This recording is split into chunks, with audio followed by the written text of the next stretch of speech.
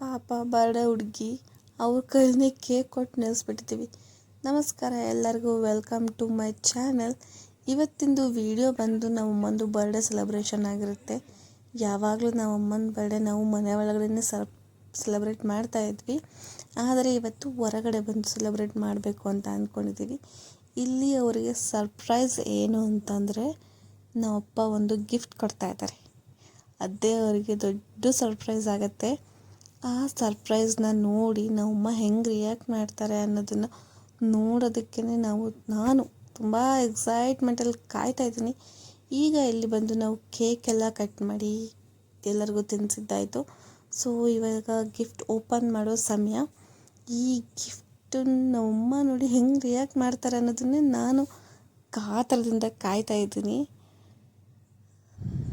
ನೋಡೋಣ ನಮ್ಮಮ್ಮಂದು ಹೆಂಗೆ ರಿಯಾಕ್ಷನ್ ಇರುತ್ತೆ ಅಂತೇಳಿ. ನನಗಂತೂ ತುಂಬ ಖುಷಿ ಆಗ್ತಾಯಿದೆ ಅವರಿಗೆ ಈ ಗಿಫ್ಟ್ ಹೋಗ್ತಾ ಇರೋದು. ನೋಡೋಣ ಬನ್ನಿ.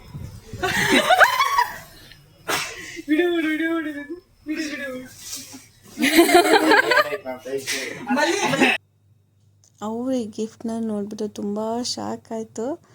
ಹಂಗೆ ಜೊತೆಗೆ ತುಂಬ ಅಂದರೆ ತುಂಬ ಖುಷಿ ಆಯಿತು. ಅವರಿಬ್ರದ್ದು ಮ್ಯಾರೇಜ್ ಆಗಿ 32 ಇಯರ್ಸ್ ಆಯಿತು.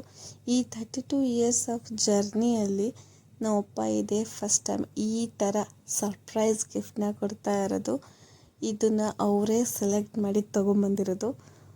ಸೊ ನಮ್ಮಮ್ಮಂಗಂತೂ ತುಂಬ ಖುಷಿ ಆಯಿತು, ತುಂಬ ಇಷ್ಟ ಕೂಡ ಆಯಿತು. ಚೆನ್ನಾಗಿದೆ ಅಂದರೆ ಆ್ಯಕ್ಚುಲಿ ಚೆನ್ನಾಗಿದೆ. ನಮ್ಮಪ್ಪನ ಸೆಲೆಕ್ಷನ್ ಯಾವಾಗಲೂ ಆಸಮ್ ಆಗಿರುತ್ತೆ. ಅದಕ್ಕೆ ಅಲ್ವಾ ನಮ್ಮಮ್ಮನ ಮದುವೆ ಆಗಿರೋದು ಅವರು. ನೋಡಿ ಈ ಮೂಮೆಂಟ್ ಇದೆಯಲ್ಲ, ಪ್ರೈಸ್ಲೆಸ್ ಇದು. ಸೊ ನಮ್ಮಮ್ಮ ಇದೇ ರೀತಿ ಖುಷಿಯಾಗಿ 100 ವರ್ಷ ಬಾಳ್ಬೇಕು ಅನ್ನೋದೇ ನಮ್ಮ ಆಸೆ. ಇದಕ್ಕೆ ಯಾರು ಕೆಟ್ಟ ಕಣ್ಣು ಬೀಳದೇ ಇರಲಿ ಇವರಿಬ್ಬರ ಮೇಲೆ. ನನಗಂತೂ ಅವರು ಖುಷಿ ನೋಡಿ ನಮ್ಮಗಳಿಗೆ ತುಂಬ ಖುಷಿಯಾಗುತ್ತೆ. ನೋಡಿ ನಮ್ಮಮ್ಮನ ಮುಖದ ಮೇಲೆ ನಗು ನೋಡಿ ಹೆಂಗೆ ನಗ್ತಾ ಇದ್ದಾರೆ. ಅವರಿಗಂತೂ ತುಂಬ ಖುಷಿಯಾಗಿದೆ. ಈ ಗಿಫ್ಟಿಂದ ನಮ್ಮಮ್ಮಂಗೆ ಏನು ಅನಿಸಿದೆ ಅಂದರೆ ಹೆಂಗೆ ಅನಿಸಿದೆ ನಮ್ಮಪ್ಪ ಸರ್ಪ್ರೈಸ್ ಗಿಫ್ಟ್ ಅವ್ರ ಬಾಯಿಂದನೇ ಕೇಳೋಣ. ಹೋಗಿ ಬನ್ನಿ. ಆಮೇಲೆ ನಿನಗೆ ಹೆಂಗೆ ಅನ್ನಿಸ್ತಿದೆ?